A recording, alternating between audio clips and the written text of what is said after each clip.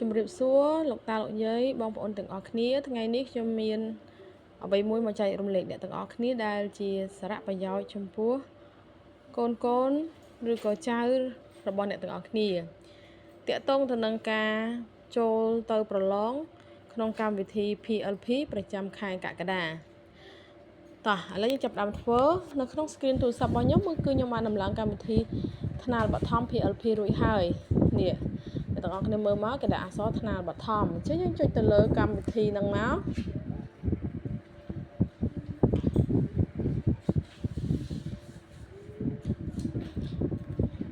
អញ្ចឹងយើងរងចាំឲ្យកម្មវិធីនឹងបើកសិនឥ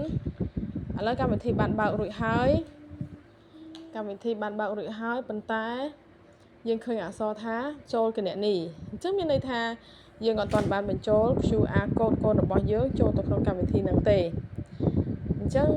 ឥឡូវនេះយើងចុចទៅលើអក្សរចូលគណនីដើម្បីបញ្ចូល QR code បន្ទាប់មកយើងចុចទៅលើពាក្យថា scan QR ដែលមានប្រអប់ពណ៌ខៀវរាងស្លេកៗនៅខាងក្រោមហ្នឹងបន្ទាប់មកយើងចុចទៅលើពាក្យថាជ្រើសរើស QR ដែលជាអក្សរនៅខាងក្រោមគេបង្អស់ហ្នឹងបន្ទាប់មកយើងជ្រើសរើស QR code កូនរបស់យើងហើយបន្ទាប់មកយើងចុចអក្សរអង់គ្លេស DONE ដែលយើងអានថាបានណាអញ្ចឹងវានឹងបញ្ចូល QR code កូនរបស់យើងចូលទៅក្នុងកម្មវិធីហ្នឹងឥឡូវនេះវាបានបញ្ចូលរួចហើយអញ្ចឹងឥឡូវនេះយើងចូលទៅដល់គណនីកូនរបស់យើងហើយអញ្ចឹងអ្នកទាំងអស់គ្នាចុចលើអក្សរសិស្សនៅខាងលើដែលសរសេរដោយអក្សរតូចៗនៅផ្នែកខាងលើជ្រុងខាងស្ដាំចិត្តសញ្ញាកណ្ដឹងហ្នឹងយើងចុចអាហ្នឹងមកបន្ទាប់មកយើងចុចទៅលើអក្សរថាតេស្តហើយបន្ទាប់មកយើងចុចទៅលើប្រអប់ពណ៌ទឹកក្រូចមួយដែលគេដាក់ថាប្រឡងប្រចាំខែបន្ទាប់មកអ្នកទាំងអស់គ្នាឃើញហើយថាថ្នាក់ទី3ដែលជាថ្នាក់កូនយើងរៀនហ្នឹងគឺមានមុខវិជ្ជាគេទម្លាក់ឲ្យយើងប្រឡង2លើកនេះតែ2ទេគឺភាសាខ្មែរនិងគណិតវិទ្យាអញ្ចឹងយើងចុចប្រឡងទៅលើមុខវិជ្ជាភាសាខ្មែរបន្ទាប់មកវានឹងចេញលក្ខខណ្ឌនៃការប្រឡងមានន័យថាមានរយៈពេល45នាទីក្នុងការប្រឡងហើយសំណួរគឺមាន30សំណួរពិន្ទុជាប់គឺ50%ឱកាសនៃការចូលប្រឡងគឺមានត្រឹមតែ3ដងទេបើសិនជាកូនរបស់យើងត្រៀមខ្លួនក្នុងការប្រឡងហើយគាត់នៅចិត្តយើងគាត់ត្រៀមខ្លួនហើយយើងចុចទៅលើពាក្យថាចាប់ផ្ដើមពេលដែលយើងចុចទៅលើពាក្យថាចាប់ផ្ដើមវានឹងចេញលំហាត់ឬក៏សំណួរឲ្យយើងធ្វើហើយតោះឥឡូវយើងចុចទៅលើពាក្យថាចាប់ផ្ដើមនៅក្នុងប្រអប់ពណ៌ខៀវហើយវាបានបញ្ចេញលំហាត់ឬក៏សំណួរឲ្យយើងហ្នឹងនេះគេដាក់ថាចូលជ្រើសរើសសូរអានឲ្យបានត្រឹមត្រូវហើយសូរអានដែលគេឲ្យយើងមើលហ្នឹងគឺពាក្យមាតុភូមិពាក្យដែលគេឲ្យយើងមើលគឺពាក្យមាតុភូមិហើយសូរអានគឺមាន4ប្រអប់អញ្ចឹងយើងមើលមក4ប្រអប់ហ្នឹងតើពាក្យមួយណាដែលយើងប្រកបទៅត្រូវនឹងសូរអាននៅពាក្យខាងលើឧទាហរណ៍ថាអ្នកទាំងអស់គ្នាជ្រើសរើសនៅប្រអប់លេខរៀងទី3មាតុភូមិ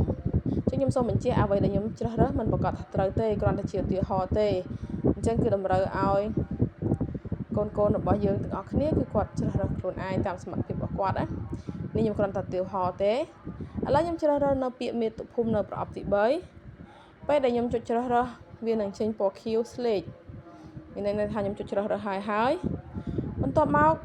នៅពេលដែលខ្ញុំចង់ធ្វើលំហាត់បន្ទាប់គឺខ្ញុំចុចទៅលើអក្សរបន្ទាប់នៅក្នុងប្រអប់ពណ៌ទឹកប៊ិចនៅខាងក្រោមផ្នែកខាងស្ដាំអញ្ចឹងវានឹងចេញលំហាត់មួយទៀតចូលជ្រើសរើសសូរអានឲ្យបានត្រឹមត្រូវលើពាក្យសេវាកម្មអញ្ចឹងឧទាហរណ៍ថាអ្នកទាំងអស់គ្នាជ្រើសរើសនៅប្រអប់ទី2ចឹងយើងចុចលើប្រអប់ទី2មកបន្ទាប់មកយើងជ្រើសរើសនៅពាក្យបន្ទាប់ដើម្បីទៅធ្វើនៅលំហាត់មួយទៀត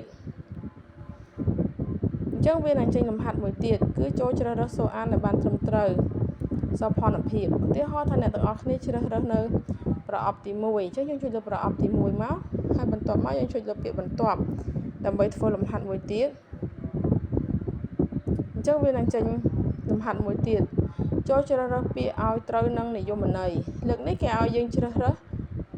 ពាក្យឲ្យត្រូវនឹងនិយមន័យនៃឃ្លាខាងក្រោមនេះឃ្លាអីហ្នឹងគឺគេសរសេរថាដែលមានបរិមណ្ឌលល្អមូលជុំគ្នាអញ្ចឹងនៅពេលដែលគេសរសេរឃ្លាបែបនេះតើយើងគួរជ្រើសរើសប្រអប់មួយណាប្រ ប្រអប់នៃពាក្យមួយណាដែលត្រូវនឹងឃ្លាខាងលើហ្នឹងដោយប្រអប់គេឲ្យយើង4គឺត្រម៉ែងត្រម៉ោងត្រងិលត្រសុំ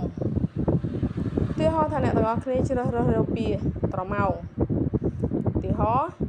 ចឹងយើងចុចលើប្រអប់លើពាក្យត្រម៉ោងហើយបន្ទាប់មកយើងចុចលើពាក្យថាបន្ទាប់ចឹងគេនឹងចេញប្រភេទលំហាត់ឲ្យយើងមួយទៀតចឹងមានន័យថាលំហាត់ទាំង